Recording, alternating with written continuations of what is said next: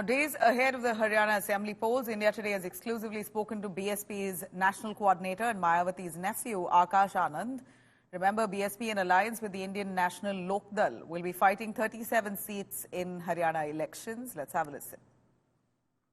कांग्रेस और बीजेपी के बाद अब हरियाणा में जो अरविंद केजरीवाल की पार्टी है, आम आदमी पार्टी, वो मैदान में उतर रही है। केजरीवाल ने भी इस्तीफा भी दिया और आज जंतर मंतर पे भी वो उतरे थे, तो उसको कितना आम आदमी पार्टी है, आम आदमी पार्टी नहीं है। उन्होंने आम आदमी पार्टी का नाम लेके सरकार तो बना ली, बट फिर शराब घोटाले में वो बेचारे पकड़े गए, फंस गए, उनके घर वर पकड़े गए कि किस तरीके से उन्होंने लंबा चौड़ा खर्चा किया है। तो मुझे नहीं लगता कि वो इस तरीके से मतलब यहाँ पे कुछ कर पाएंगे, क्योंकि उन्होंने मुफ्त में तो दे दा के लोगों को बहुत बर्बाद किया। उन्होंने ठेके इतने खोल दिए, इतने स्कूल खोले होते तो शायद आज बच्चा दिल्ली का पढ़ रहा होता और दिल्ली इतने कर्जे में नहीं डूबा होता।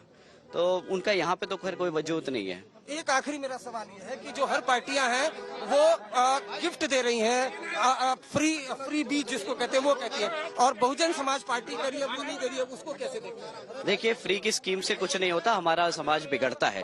हमें इस चीज को ध्यान रखना होगा, हमें इसको ध्यान रखना होगा कि यहाँ पे मुफ्त में शिक्षा देते तो समझ आता, वो मुफ्त में शिक्षा नहीं, ये आटा राशन दे रहे हैं, तो ये गलत बात है। आपके भाषणों में सुना उड़ता पंजाब उड़ता हरियाणा, ये क्या आपको फीडबैक? देखिए, जैसे कि आप जानते हैं, अभी एनसीआरबी का, अगर आप नेशनल क्राइम ब्यूरो का भी डेटा उठाएंगे तो जितना क्राइम और जितना जो एफआईआर और जितनी रिपोर्ट्स आ रही हैं, वो पंजाब से ज्यादा आज की डेट में हरियाणा से आ रही है, नशे की और इस सब की।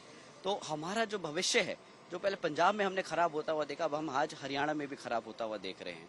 तो हम चाहते हैं कि ये जो जनता है, यहाँ पे जो जनता चाहती है, वही चाहती है कि भाई हमारे बच्चों को अगर काम नहीं मिलेगा तो वो इसी टाइप के काम में फंसेंगे, लोग फंसाएंगे उन्हें। तो रोजगार होगा तो लोग अपना काम धाम पे लगेंगे, इंडियन इकोनॉमी में जीडीपी में ग्रोथ के लिए अपना कंट्रीब्यूशन करेंगे। पर अभी क्या है, वो सब गलत कामों में फंस जाते हैं हमारे सभी युवा साथी। आपका दुश्मन कौन है, बीजेपी है या कांग्रेस है? देखिए, दोनों ही एक ही सिक्के के दो पहलू हैं, one is head one other is tales.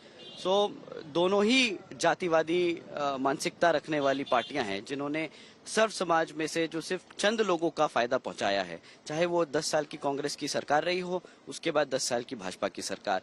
यहाँ का किसान, यहाँ का मजदूर, यहाँ का गरीब पिछड़ा समाज, यहाँ के SC ST समाज के सभी साथी लोग सब परेशान हैं।